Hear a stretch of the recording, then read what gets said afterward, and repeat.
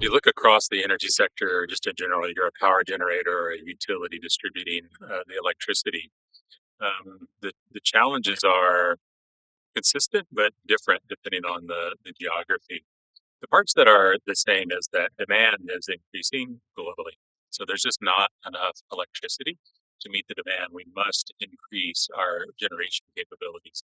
So, but we have to do that in a way that doesn't set us back from our net zero aspirations globally. So, it's going to require a mixture of gas as we continue to seek cleaner and cleaner sources for gas, be it with hydrogen or ammonia.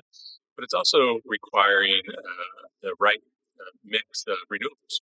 Um, and for us, our focus there is wind and making sure that our customers have the ability to not only deploy wind but manage the variability that comes along with any renewable source of electricity. Because if the wind is not blowing or the sun is not shining, um, we have to be able to manage that variability. So um, it's a multifaceted challenge. The demand growth is consistent.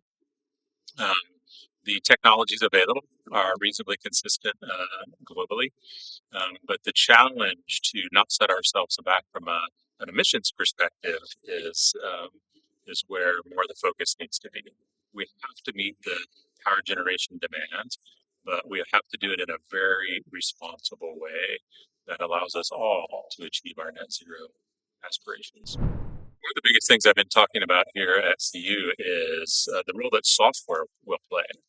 And if you think about the complexities that both power generation as well as the distribution network and transmission network is encountering, it's complex.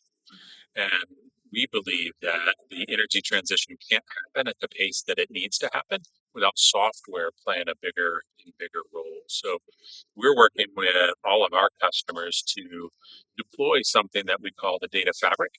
And with a vision that we have called Grid OS, it's the orchestration software that we believe can help manage the complexities that are just a reality while bringing cybersecurity to the forefront of managing the grid. So the main thing it'll do is it'll bring visibility across the grid. Today, a lot of utilities, they manage their transmission grid separate from their distribution grid. And the reality is that we need to orchestrate it as one. And then it extends even beyond that to the edge devices, be it rooftop solar or electric vehicles that are plugging into the grid and occasionally pulling from the grid and occasionally putting back onto the grid, creating a bidirectional flow of electrons for the first time in our history.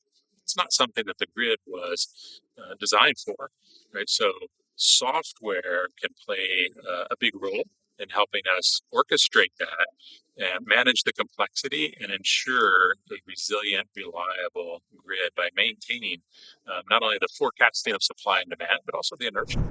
Yeah, so without any question, renewables sources of energy play a big role, right? But I think one of the things that we have to be very aware of as the penetration of renewables becomes higher and higher, again, is that intermittent nature of renewables. So we have to leverage software, again, to forecast weather, how much wind is going to be available, how much sun is going to be available.